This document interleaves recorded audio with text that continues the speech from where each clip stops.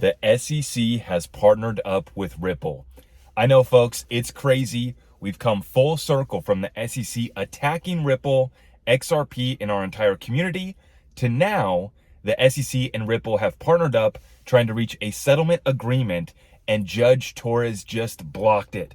Judge Torres wants some respect, and apparently the SEC and Ripple did not file this properly. So it's procedurally incorrect. Judge Torres says denied. It's getting absolutely ridiculous out here. So I hope you guys are ready for tonight's live show. We'll be back at 10 p.m. Eastern. Hope to see you there. In the meantime, I'm out running some errands. Speaking of getting ridiculous, folks, I just went down a slippery, very slippery slope. I gave in and let our family get our first pet. Now, I've had dogs and cats and all that before. But for me, my wife, and my children, no pets. We've just been busy with the children, right? I finally gave in. You know, they've been wanting a dog. They've been wanting chickens. We finally gave in. We're starting small with a little fishy fish. So we got them a little beta fish. We've named the fish Pinky, bright fluorescent pink fish, cute little guy.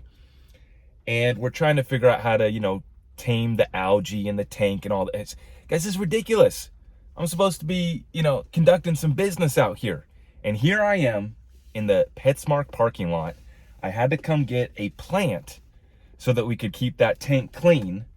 And somehow I come for just one plant, and I end up leaving with a snail and 2 shrimp.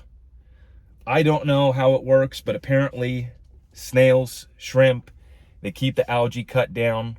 But she tells me that they'll cut down on the algae, but the snails poop a lot, so I have to clean up that.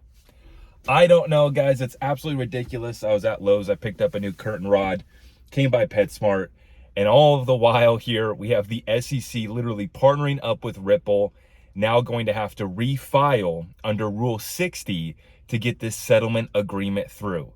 So you guys tell me what's more ridiculous, the fact that this case is still going on, or that I'm out here in Petsmart parking lot with my plant, my shrimp, and my snail. I don't know how we got here. I really don't know how we got here. And really it alludes to the all the world's a stage, folks. We've been talking about this, myself included. You ask yourself, how is it possible that this lawsuit was filed under the Trump administration, right? That first Trump administration under Jay Clayton, basically gets drug out all through the past 4 years of the Biden administration. And now we're going to settle it in this second Trump administration with a new SEC commissioner that has been appointed by Trump, Paul Atkins. Now, I did see a comment from Fred Rispoli, and I do think that this is important context for everybody to understand, because I already saw some folks attacking Ripple and their lawyers. How could they mess this up? They were basically just trying to take the easy way out. They sent this back. Some folks will say this is lazy or whatever. Basically, Ripple and the SEC submitted this together. So they both submitted this filing, and apparently it wasn't properly done. And I think the rule is Rule 60 that they're going to, refile this under, but it could take another couple weeks. And so basically the case, is it officially over? No, for all intents and purposes. Is it? Absolutely. Is it coming to an end? 100%. And now to bring things full circle here, Ripple and the SEC are now literally partnered up to reach this settlement agreement. That's how far we've come. So I got a fish now. Ripple and the SEC are partnered up. It's getting crazy out here. But I just wanted to provide that context for everybody, that as I see a lot of anger already coming out in the comments, and X, firing up the X spaces, and people are all upset about this one. I get it. And, this is not a big deal. Judge Torres basically just, wants a little respect. She says, hey, I've already done this. You guys want me to make this, make this one extra step for you guys. You need to at least file it properly. And so she's making them do all the work, and it's not going to be much. Ripple and the SEC are going to come together, resubmit this. I do suspect that it will be. I mean, she didn't openly say that she wasn't going to accept any motion. She just said that it needed to be properly done, and that there is a harder threshold to cross here to be able to lift this injunction. It can't just be, hey, can you forget about the lawsuit that we made you deal with for the past 4 years and wrap this thing up? It is kind of disrespectful, right, to Judge Torres, that, and on the behalf of the SEC, not on Ripple, but on behalf of the SEC, that they made her go through 4 years of this case just so that they could come back and settle up and say, we know that you did what we asked you to do by placing an injunction on Ripple, but now can you lift it up, please? It's the right thing to do for the SEC, right? And so this is just crossing the T's, dotting the I's, just like Stuart Alderati said. This case is over.